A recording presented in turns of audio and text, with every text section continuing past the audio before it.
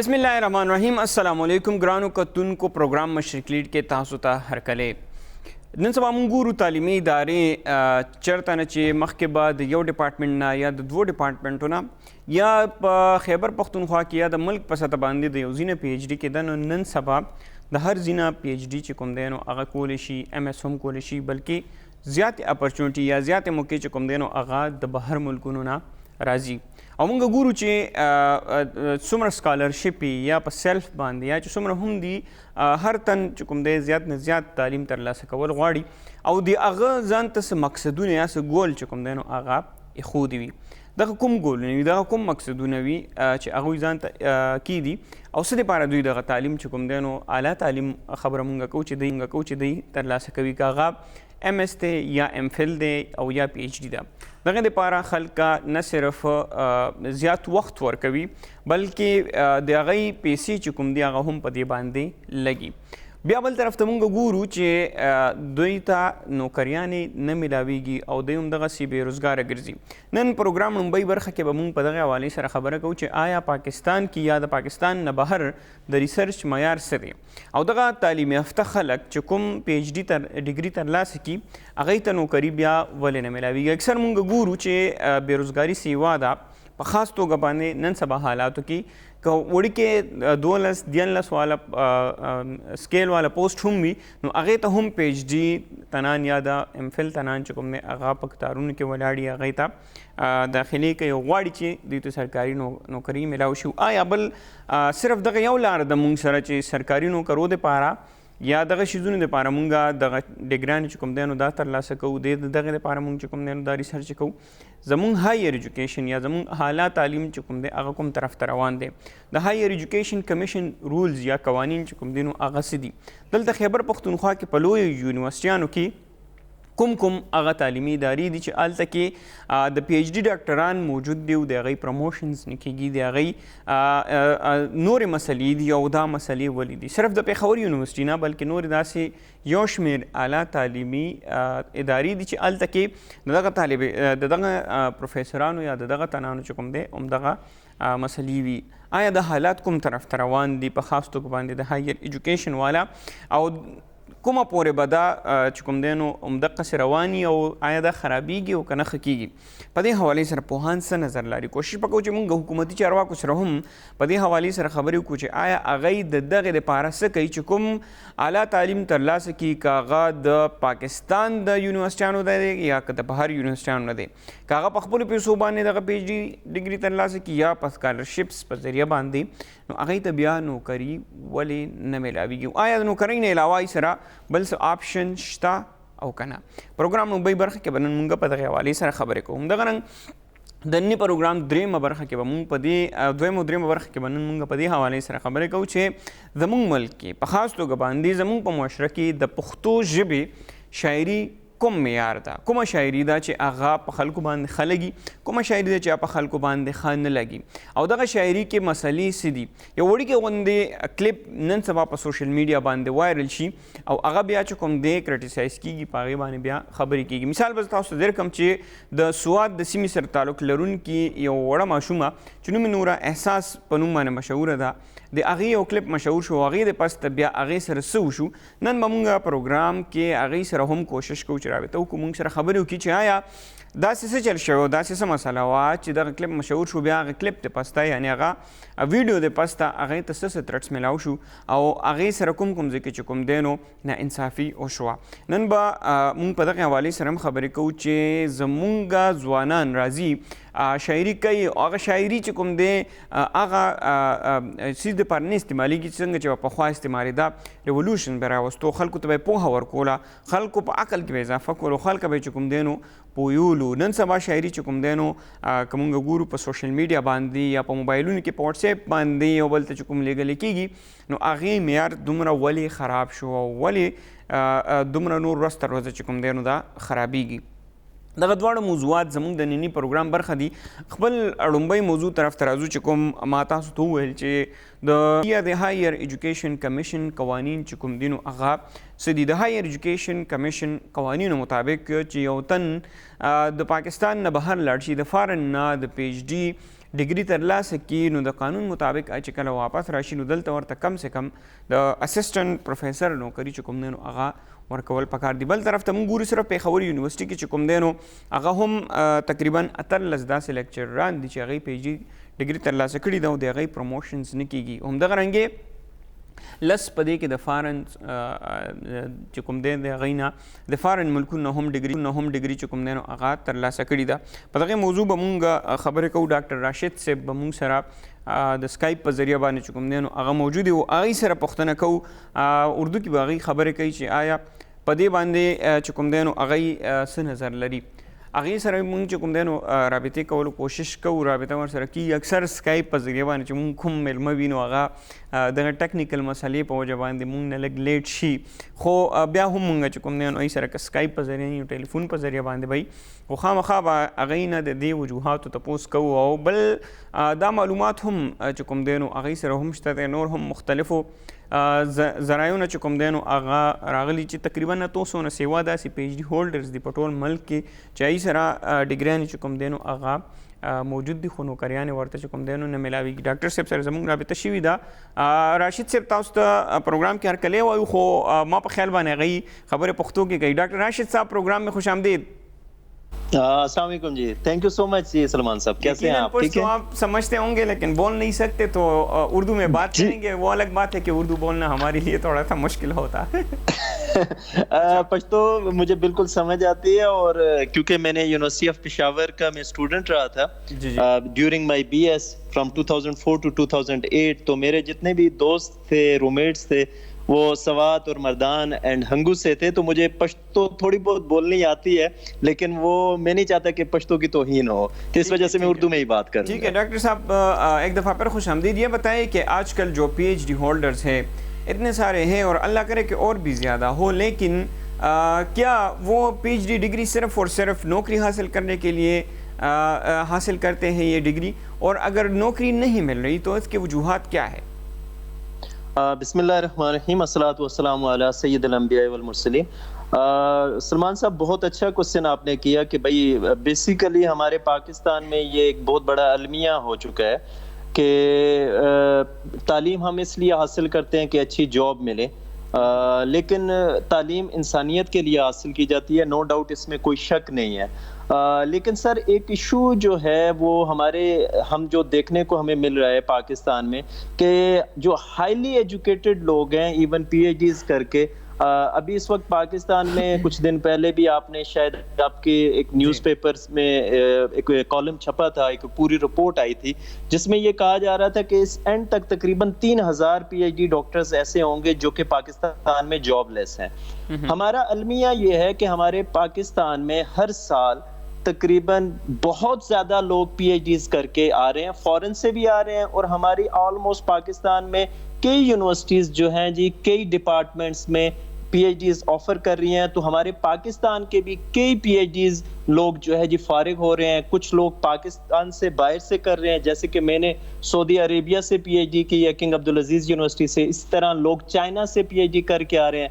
2016 میں ہماری گورنمنٹ آف پاکستان نے ایک ایگریمنٹ سائن کیا تھا یو ایس کے ساتھ، جس میں ہر سال 1000 مطلب 2025 تک 10,000 پی ایچ ڈی اسکالرز انہوں نے بھیجنے تھے. اب جو 2016 میں پی ایچ ڈی کے لیے بھیجے گئے تھے وہ 2020 میں پی ایچ ڈی کر کے واپس آ رہے ہیں. اور چائنا میں ہمارے پاس دیکھیں ہر سال پی ایچ ڈی کر کے چائنا سے بھی آ رہے ہیں، یورپین کنٹریز سے بھی آ رہے ہیں، مختلف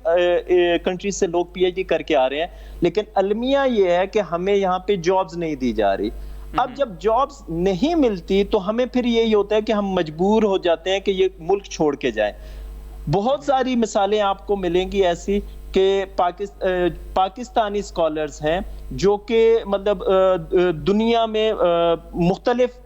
یونیورسٹیز میں سرو کر رہے ہیں، اور وہ وہاں پر مطلب اتنے زیادہ ان کی اچھی پروفائل ہے کہ وہ وہاں پہ پیپرز پبلش کر رہے ہیں ریسرچ کے حوالے سے، ایون پیٹنٹس لا رہے ہیں اور پرابلم بیسڈ ریسرچ کر رہے ہیں. وہی چیز پاکستان میں بھی ہو سکتی ہے، لیکن المیہ یہ ہے کہ ہمیں یہاں پہ جابز نہیں دی جا رہی. اب میں آپ کو ایک ایگزامپل دیتا ہوں، اپ ٹو مائی نالج، مائٹ بی آئی ایم رانگ، لیکن خیبر پختونخوا میں اس وقت ہم 3 لوگ ایسے ہیں جن کی پی ایچ ڈی انوائرمنٹل سائنسز جس میں اسپیشلائزیشن سالڈ ویسٹ مینجمنٹ میں ہے، جس میں ایک میں ہوں، میرا کام پلاسٹک کے اوپر تھا،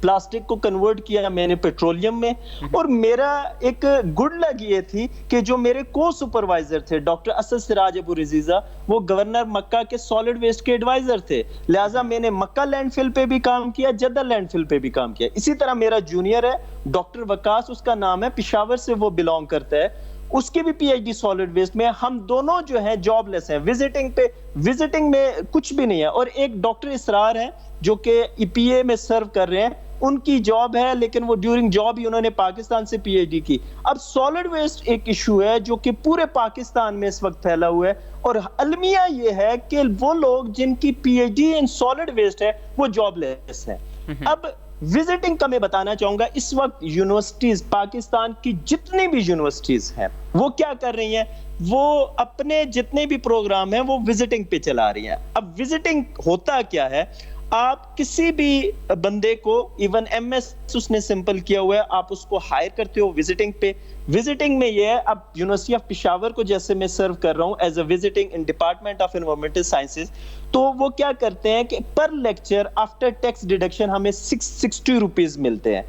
اب میں نے سپتمبر 2019 سے جنوری 2020 تک یہ کچھ 4.5 مہینے کا سمیسٹر تھا، اس میں جو ٹیچنگ کی، اب بلیو می اس کے جو مجھے اس کے پیسے تھے وہ آ کے مجھے مئی جون 2020 میں ملے، اور وہ پورے سمیسٹر کے جو کہ 4.5 مہینوں پہ مشتمل تھا، اس کی سیلری جو میری بنی وہ 23,680 روپے تھے۔ اچھا، اب آپ المیہ دیکھیں کہ ایک بندہ پاکستان میں پی ایچ ڈی کر کے آ رہا ہے اور اس کو سیلری کتنی مل رہی ہے، 23,680 روپیہ۔ اب ایک چیز، ڈاکٹر صاحب سیلری کے بغیر ایک پی ایچ ڈی ڈاکٹر کنٹریبیوٹ نہیں کر سکتا۔ باہر کے ممالک میں بھی تو اس طرح ہوتے ہیں، پی ایچ ڈی ڈاکٹرز ہوتے ہیں اور جتنے ریسرچرز ہوتے ہیں وہ اپنے بلبوتے پہ یا کسی نہ کسی طریقے سے یا کسی آرگنائزیشن کے ساتھ پرائیویٹ سطح پہ کوئی پارٹنرشپ کر کے کچھ نہ کچھ کر سکتا ہے اپنے سوسائٹی کے لیے۔ تو یہاں پہ لوگ کیوں نہیں کرتے؟ پاکستانی لوگ جو ہے یا یہاں پہ جو ڈاکٹرز ہیں، پی ایچ ڈی کے ڈاکٹرز، وہ صرف اور صرف اس کے لیے کیوں بیٹھے ہیں کہ کوئی یونیورسٹی میں مجھے جاب ملے گی یا وہ آفر کرے گی یا کوئی گورنمنٹ اس طرح انیشیٹو لے گا، اس میں ہم بس نوکری کریں گے اور پھر ہم کنٹریبیوٹ کریں گے؟ گڈ کوسچن سر، بہت اچھا کوسچن آپ نے کیا کہ بھائی یونیورسٹی کے جو پی ایچ ڈی ڈاکٹرز ہیں، جو کہ پی ایچ ڈی سائنٹسٹ ہیں، وہ مطلب صرف یونیورسٹی ہی کو پریفر کیوں کرتے ہیں؟ سر ایک آپ کی یہ جو بات ہے ہمیں ایک انفورس کیا جاتا ہے۔ اب میں آپ کو اگزامپل دیتا ہوں، میں نے فیڈرل گورنمنٹ امپلائیز ہاؤسنگ فاؤنڈیشن میں اپلائی کیا، ڈپٹی ڈائریکٹر ای آئی اے کی پوسٹ تھی، میں نے ٹیسٹ میں 2nd پوزیشن لی، مجھ سے صرف 2 نمبر آگے تھا جو ٹاپر تھا۔ انٹرویو میں گئے ہیں، بیسک کوسچن پوچھا گیا کہ واٹ از ڈفرنس بٹوین ای آئی اے اینڈ آئی ای ای، آئی ڈبل ای، سمپل ایک مجھ سے کوسچن کیا گیا اور اس کے بعد کچھ بھی نہیں ہے۔ ہمارے جتنے بھی ڈپارٹمنٹس ہیں ان کے مائنڈ میں ایک ہی چیز ہے کہ یہ جو پی ایچ ڈی ڈاکٹرز ہیں یہ کیا ہے، یہ اوور کوالیفائڈ ہے۔ سوری لائٹ چلی گئی ہے بٹ مینج کرنا پڑے گا، تو وہ اوور کوالیفائڈ ہے، اور اس میں ہمارے پاس المیہ یہ آتا ہے کہ آپ کا جب ہم ان کو یہ کہا جاتا ہے کہ صرف پی ایچ ڈی جو لوگ ہیں ان کو ایسی جابز دی جائے۔ 2 ویکس اگو ہمارے جو فیڈرل منسٹر ہیں جناب فواد چودھری صاحب، انہوں نے ایک ٹویٹ کی کہ بھائی ہم جو ہے ایچ سی کو میں نے کہا ہے اور میں خود اس چیز کی سپرویژن کروں گا کہ آپ لوگ اپنے جو آئیڈیاز ہیں وہ لے کر آئیں اور ہمارے ساتھ شیئر کریں، اور اس میں 65 ملین روپیز کی ریسرچ ہے اور جو مین فوکس ہے وہ سالڈ ویسٹ کے اوپر ہے۔ اب مجھے یہ بتائیں، لیکن انہوں نے ایک شرط ساتھ میں رکھی ہوئی ہے، ایچ سی نے کہا کہ صرف وہ لوگ ایلیجیبل ہیں جو کہ کسی یونیورسٹی کے امپلائیز ہیں۔ اب میں تو امپلائی نہیں ہوں تو میں تو ایلیجیبل ہی نہیں رہا۔ اب جب آپ ہمیں ایلیجیبل ہی نہیں رکھ رہے، آپ ہمیں کہتے ہیں کہ آپ ایلیجیبل ہی نہیں ہیں، تو ہم کیسے کام کریں گے؟ اور گورنمنٹ آف پاکستان کی جب ہم بات کرتے ہیں، جب ایچ سی کی، تو آپ دیکھیں ایک ملک ہے جہاں پہ 2000 سے زیادہ پی ایچ ڈی ڈاکٹرز جو ہیں جی جاب لیس ہیں۔ آن دا ادر ہینڈ ایچ سی ہر سال پاکستان کے اندر بھی اور پاکستان سے باہر بھی پی ایچ ڈی کی اسکالرشپس دے رہے ہیں. ہر پی ایچ ڈی اسکالرس کو ارسپ پہ بھی بھیجا جاتا ہے, اس کے بعد اس کو انڈیجنس اسکالرشپس بھی دی جاتی ہیں, اور گورنمنٹ اپنے خرچے پہ لوگوں کو باہر بھیج رہی ہے پی ایچ ڈی کے لیے. لیکن جو آلریڈی پی ایچ ڈی ہمارے پاس پاکستان میں موجود ہے, ان کا ہم نے پروٹیسٹ بھی کیا, بنیگالہ کے باہر بھی ہم گئے, ہم ایچ ایس سی کے باہر بھی گئے, ہم نے سوشل میڈیا کے جتنے پلیٹ فارمز ہیں اس کو بھی یوز کیا, ہم پرنٹ میڈیا کو. ہم صرف اتنی ریکویسٹ کرتے ہیں عمران خان صاحب سے. اب اس سے پہلے کہ میں ریکویسٹ کروں, ہمارے ساتھ رہیے مونږ سره دا وخت خیبر پختونخوا وزیر اعلیٰ مرستیال چې کوم دی کامران منګش صاحب هغه ټلیفون لاره موجود دی, سره پوښتنه کوو په دې حوالې سره خبرې ورسره کوو. کامران منګش صاحب ډېره مهرباني چې تاسو وخت راکړو پروګرام کې راته هرکلی وایو. کامران منګش صاحب پروګرام کې تاسو ته هرکلی وایو. ډیره مننه دي, شکریہ. کامران منګش صاحب دا راته ووایي چې مونږ پروګرام په دغې باندې دی, یو پی ایچ ډي ډاکټر هم مونږ سره دی, هغوی دا ګیله کوي چې د بهر نه څومره پی ایچ ډي وکړي بهر نه راشي نو د ایچ سی رولز دا دي چې دلته به ورته زر تر زره نوکري میلاویږي او کم سے کم اسسټنټ پروفیسر به اخلي. دلته کې په زرګونو یوازې د خیبر پختونخوا نه بلکې پوره پاکستان کې په زرګونو داسې پی ایچ ډي هولډرز دي چې هغوی ته نوکري نه میلاویږي, او بل داسې مختلف شرطونه ورته کېښودلی شي که چېرته پرایویټ سیکټر کې هم کار راشي نو بیا ورته قوانین دومره سخت دي چې هغوی همدقسې بیا یا خو ویزټنګ لیکچررشپ طرف ته ځي او یا هغوی بېروزګاره وي. دغه دپاره باندې حکومت څه کوي, څه خبر دی یا څه کار کولو پې اراده لري؟ سلمان, تاسو ټولو نه اول ډېره زیاته مننه. دا ډېر مهم سبجیکټ دی, په دې باندې تفصیلي خبرې پکار دي که نه, په دې پوره سیسټم باندې که نه. خو دا چونکې زیاتر هایر ایجوکیشن کمیشن والا دا ډاکټر صاحب هم چې کومې خبرې وکړي د هغې ګریونسز هم ډېر جنون دي. حقیقت دی چې که تاسو د دې مسایل وګورئ, خو د هایر ایجوکیشن کمیشن یو قانون دا دی چې هغې کم خپل سکالرشپ باندې کم سکالرز ولیږي بهر او هغې خپل دغه کمپلیټ کړي, ایجوکیشن کمپلیټ کړي, نو واپس چې راځي نو هغې به گورنمنٹ سرو کوي. دې حد پورې چې زما کم معلومات دي نو هغې د پلیسمنټ بندوبست شوی وي آلریډي نه. خو که دې کومه خبره کوي چې نه د هغې نه شوی نو آیل ریچیک, خو زما دا انډرسټینډینګ دی چې هغې کله واپس راشي نو د هغې دپاره د پلیسمنټ آلریډي زیوی او هغې هغه خپل بانډ چې کم ساین کړي نو د هغې په تحت باندې هغې هغه جاب نشي پرېښودی فار ا سرټن پیریډ. اوس چې کم دلته موجوده پی ایچ ډیز دي یا چې کم دلته لوکلی کم ایجوکیشن حاصل کوي د هغې دپاره خو چیلنجز شته دي. هغه د هر یو ایجوکیشن هر کوالیفیکیشن والا خلکو دپاره شته دي دلته کې, ځکه چې پبلک سیکټر کې دومره زیات جابز نه, او پرایویټ سیکټر دلته کې ګرو شوی نه دی. ملټیپل زمونږ چیلنجز مخې ته راغلي دي, کله ارتکویکس راغلي دي, کله فلډز راغلي دي, کله تاسو وګورئ دغه شانتې نیچرل کیلمیټیز راغلي دي کم چې دا اوس مونږه کووډ سره مخه ده. نو چیلنجز خو یقینا شته دی, خو باید پکار دا دی چې پرایویټ سیکټر دی په دې کې خپل رول پلی کړي, او د ګورنمنټ هم دا objective دی. که تاسو وګورئ سی پیک حوالې سره چې کوم مونږ کار روان کړی دی, یا د رشکۍ اکنامک زون دی, یا جلوزۍ اکنامک زون دی, یا دغه شانتې چې کوم مونږ نور پرایویټ سیکټر فیسیلیټیټ کولو دپاره زمونږ خیبر پاس اکنامک کوریډور باندې کار روان دی. نو زما دا خیال دی چې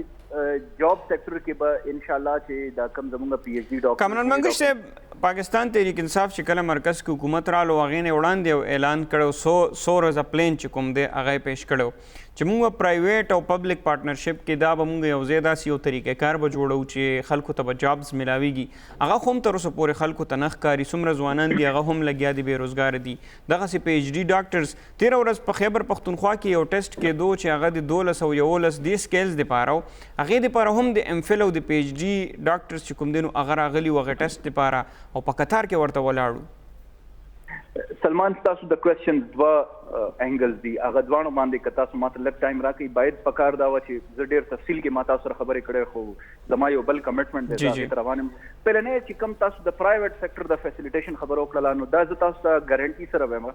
چې کم تیزدی سره د پرایویټ سیکټر فیسیلیټیشن روان دی په پښتونخوا کې. تاسو که د ټیکسز ایگزمپشن وګورئ, صرف اور صرف لوکل گورنمنٹ 8 ارب روپۍ تقریبا ټیکس ایگزمپشن ورکړلو د ریل اسټیټ چې کوم سیکټر دی د دې فیسیلیټیشن دپاره. مونږ تاسو ته د های رایزز چې کوم دی پرمیشن درکړلو عوام ته چې هغې دې راځي. کنسټرکشن سیکټر سره تاسو صرف په دې باندې ځان کوئ چې 200 انډسټریز ورسره افیلیټډ دي. دغه شانتې مونږ یو ډېر میګا لیجسلیشن راوړلو انشاءالله نیکسٹ اسمبلی سیشن کې به مونږ پریزنټ کوو, پبلک پرایویټ پارټنرشپ ایکټ پبلک پرائیویٹ پارٹنرشپ ایکٹ کے مطلب دا دے چې مونږ پرائیویٹ سیکٹر پبلک سیکٹر چې کوم دی مونږ څومره زیات نه زیات پرائیویٹ سیکٹر فیسیلیټیټ کولی شو هغه مونږ فیسیلیټیټ کو یقینا تاسو ګوري ګلوبلی وګورئ که تاسو ډیولپډ ملکونه مو ګورئ کنه په هغې کې هم پبلک سیکٹر ته دومره غټ سطح باندې پلیسمنٹ پاسبل نه خو هغه همدغه شانتي کیږي چې هغه پرایویټ سیکٹر فیسیلیټیټ کوي او په همدې لاین باندې مونږ روان یو تاسو د پرایم منسٹر ریسنٹ انیشیټیوز وګورئ هغه په لاهور کې وکړل یا مونږ چې کم دلته کې سوات ایکسپریس وے فیز 1 فیز 2 چکدرا ټو دیر موټر وے پشاور ډی خان موټر وے دغه شانتي خیبر پاس اکنامک کوریډور رشکی اکنامک زون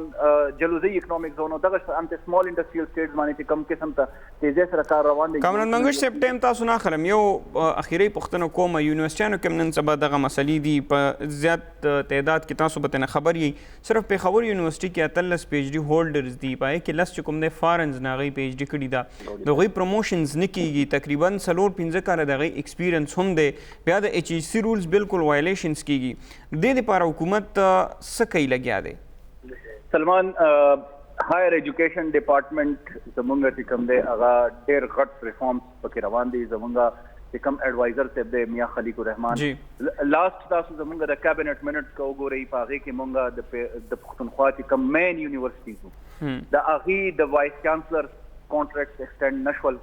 مونږ په غټه سطح باندې ریفارمز راوړلو په دغه کې انشاءالله په هایر ایجوکیشن کې دا تاسو چې کوم ایشوز بیانوي دا به یقینا هم داسې زه دا نه ډینای کوم دا زمونږ د سیستم یو فلا شته دې کې ډېر زیات کمپلشنز په مونږ باندې د هایر ایجوکیشن کامران منګش صاحب صرف سیستم نه دی ستاسو پالیسی هم پکې تاسو ته نه ښکاري چې ذمہوار ده لکه خلک دنیا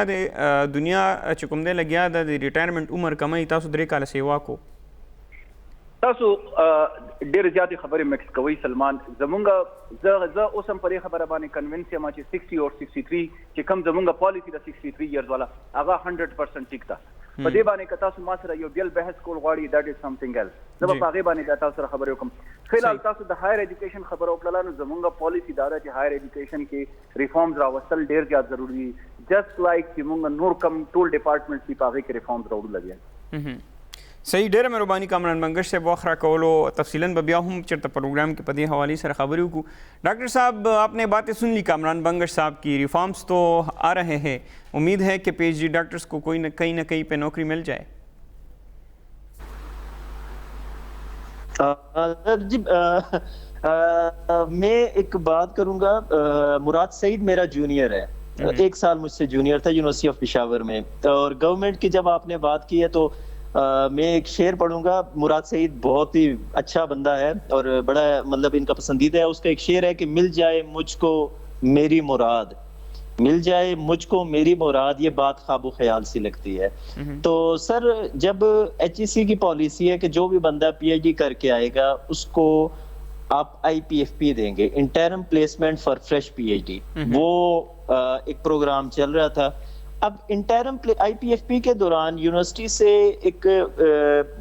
جب بندہ پلیسمنٹ اس سے ہو رہی ہوتی ہے تو کانسیپٹ لیٹر لیا جاتا ہے کہ جس میں یونیورسٹی یہ کہتی ہے کہ بھائی ہمارے پاس پوسٹ اویلیبل ہیں ویکنٹ پوسٹیں ہیں اور ود ان 1 ایئر ہم اس بندے کے لیے پوسٹ اناؤنس کریں گے. میرا یونیورسٹی آف پشاور میں کیس تھا, میں نے 31 جنوری 2018 کو جوائن کیا, پھر میں نے ان کو وائس چانسلر کو لیٹرز لکھے, ستمبر 2018 میں لکھا, پھر دسمبر 2018 میں لکھا, پھر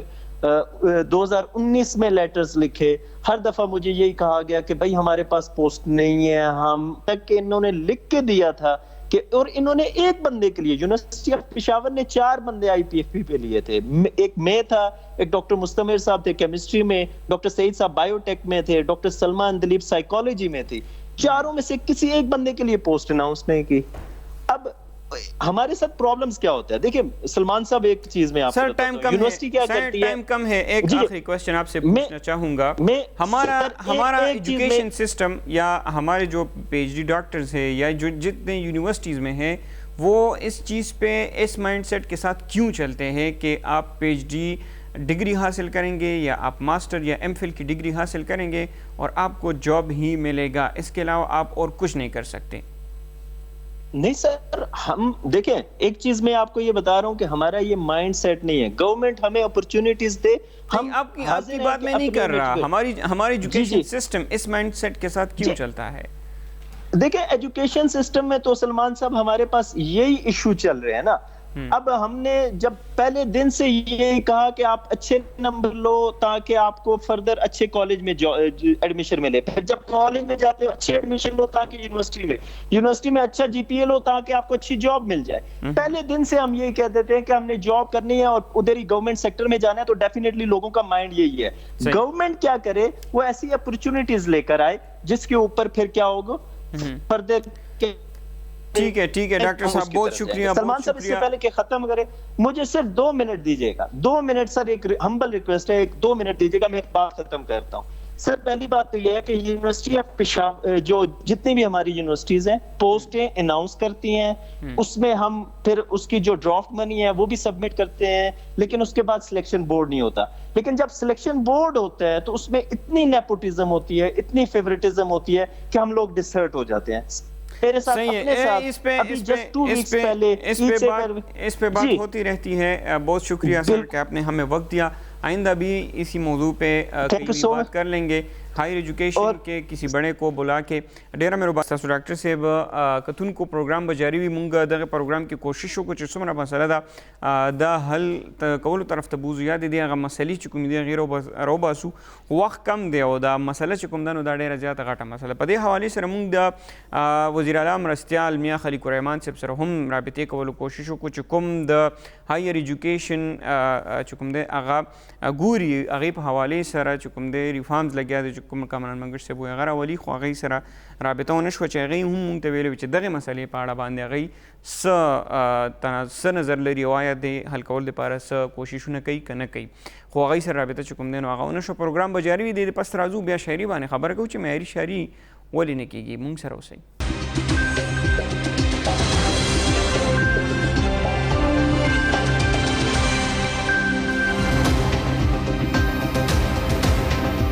جکتونکو پروګرام مشرق لیډز کې یو ځل بیا تاسو ته هرکلی وایو. څنګه چې ما پروګرام شروع کې وکړه تاسو ته خبره چې شاعري نن سبا هغه معیاري شاعري پاتې نه شوه چې کومه پخوا کې ده, کوم به په سوسایټي کې چینج راوستو, د خلکو ته به یو لار ښودله, هغه نن سبا چې کوم دی نو بلکل بل طرف ته روانه ده, خندا ته بدله شوي ده. خندا هم ځان ته یو شاعري په هغې حوالې سره کېدی شي, خو نن سبا چې کوم میس یوز کېږي یا که نور خلک راتلل غواړي ځوانان, نو هغه بیا نه راځي. داسې وجوهات څه دي؟ په دې حوالې سره به خبرې کوو. مونږ شاعرانو سره به مونږ کوشش کوو ډاکټر لایق زاده لایق صاحب سره چې هغوی مونږ سره په دې باندې خبرې وکړي. همدغه رنګ ډاکټر کلیم شینواري صاحب سره هم, خو په سټوډیو کې مونږ سره زمونږ مشر چې کوم دی هغه موجود دی. جوهر شاه صاحب هغوی هم په دې حوالې سره کار کړی دی, شاعري په حوالې سره نور هم کلچر پروګرامونه هم کوي په مشرق ټي وي. اکثر تاسو ګورئ هم. جوهر شاه صاحب تاسو ته پروګرام کې هرکلی وایو. ډېره مننه سلمان علي شاه. جوهر شاه صاحب څنګه چې ما وویل چې نن سبا معیاري شاعري نه کېږي, که کېږي څه ډېر محدود خلک دي چې هغه کوي. دا شاعري کنټیکټ چې کوم دی یا دا کنټینټ دا ډېر بل طرف ته روان دي. څه ګورئ چې دا شاعري دو طرف ته روانه ده که نه چېرته خرابېږي, یا د دې فیوچر څه دی؟ بسم الله الرحمن الرحیم. سلمان علي شاه صاحب د ټول ناول زه دا خبره کول غواړم چې هر کله یو ټرین روان وي, یا کلچر وي, یا فنکاري ده, یا سندره ده, یا غزل دی, یا هر یو موضوع چې ده, هغه چې حد نه زیاته شي او د هغې معیار لکه زیات شي که نه, نو هغه خرابۍ طرف ته به لازمي ځي. شاعري چې ده دا ګاډ ګفټډ د الله تعالی طرفه یو خداداد صلاحیت دی چې خدای پاک یو انسان له ورکړی وي. مونږ به پخوا چې دی لکه زه چې کله د سټوډنټ لایف کې وم, دا حنیف خلیل, جانزیب شعور, امیر گمریانی او فاروق فراق صاحب, دا ټول زما هم عمر دي. مونږ به راتللو خو چونکې سټوډنټ وو, نو دلته کې یو خو ساهو ادبي مرکه وه چې هغې مشر چې و د پښتو ژبې یو ډېر لوی څېړنکار, شاعر, ادیب, صحافي کلندر مومن صاحب, او دویمه جرګه چې وه هغه وه سرحد ادبي ټولنه. دا دوه د پېښور هسې خو په صوبه کې نور هم ادبي تنظیمونه وو چې په هغې کې به د مقامي شاعرانو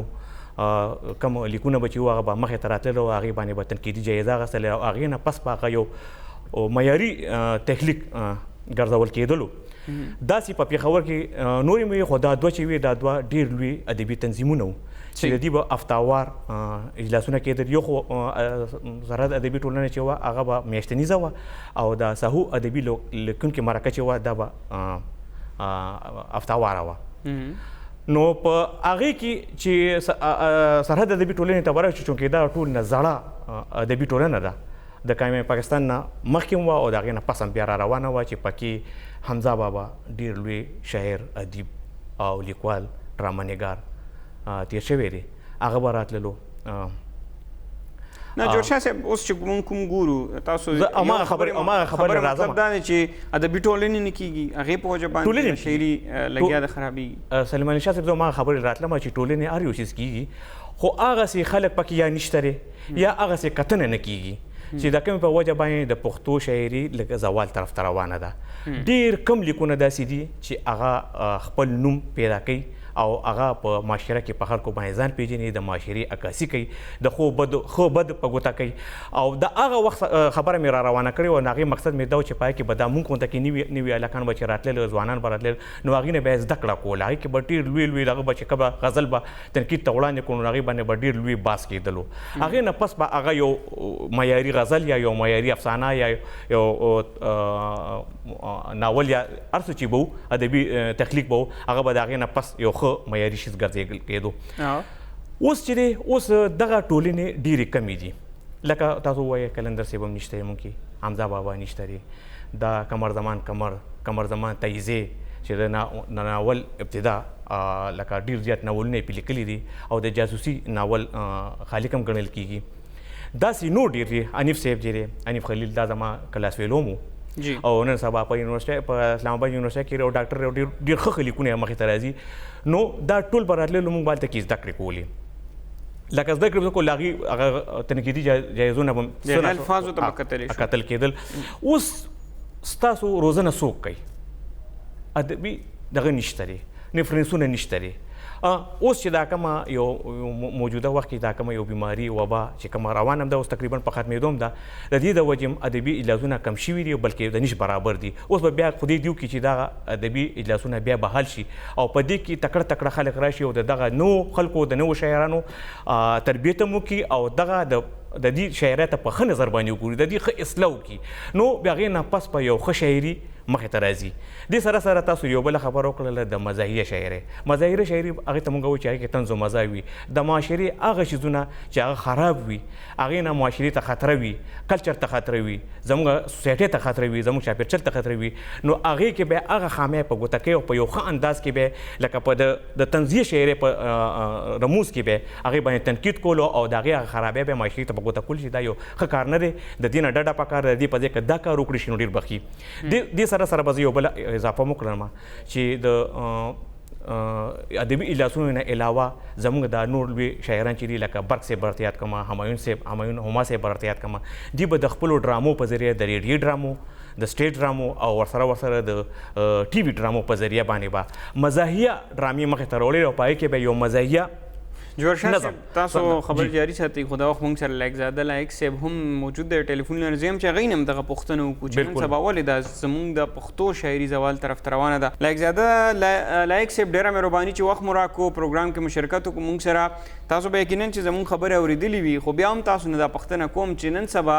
زموږ شاعري که تاسو ګورئ په سوشل میډیا باندې چې کومه راځي خندا کېږي یا په شاعرۍ کې یا زوال طرف ته روانه دي څه وجوهات دي داسې غټ غټ؟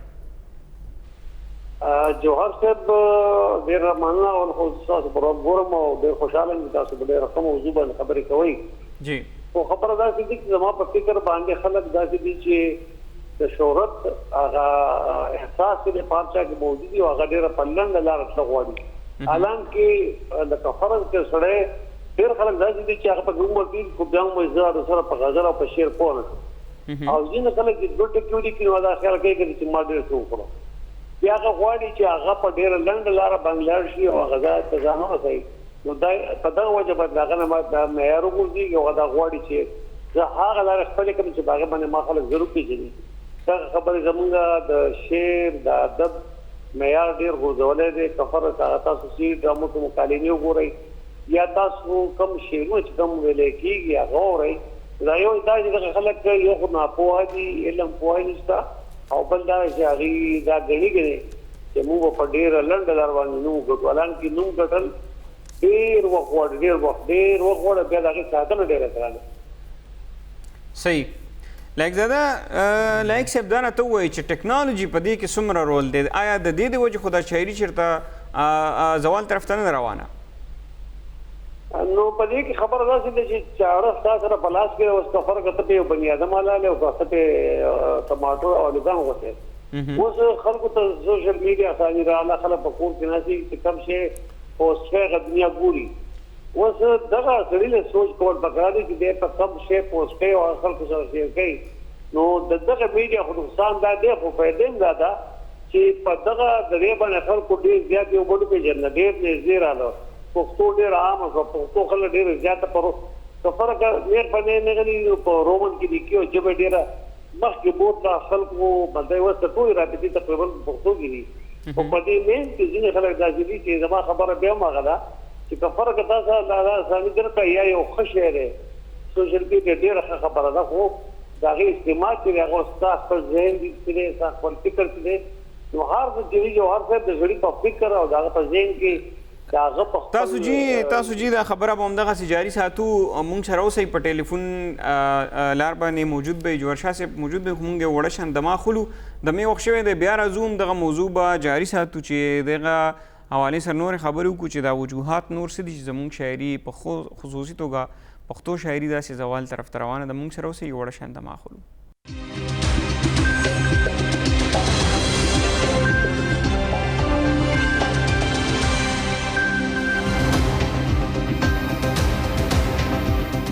جی کتونکو پروګرام مشرق لیډز کې یو ځل بیا هرکلی شاعري په حوالې سره مونږ خبره کوو چې دا ولې نن سبا زوال طرف ته روان ده. جوهر شاه صاحب څه پوښتنه کول غواړي لایق زاده؟ لایق صاحب خو داسې یو لوی شخصیت دی، تاسو سره ما د هغې په دغه باندې پس منظر باندې خبرې ونه کړي چې دا داسې شخصیت دی چې ته د ډېرو خلکو روزنه کړې ده او دی د فن موسیقۍ سره او بیا د شاعرۍ سره ډېر نږدې تعلق دی، دی ډېر اړخونه دې کتلي دي.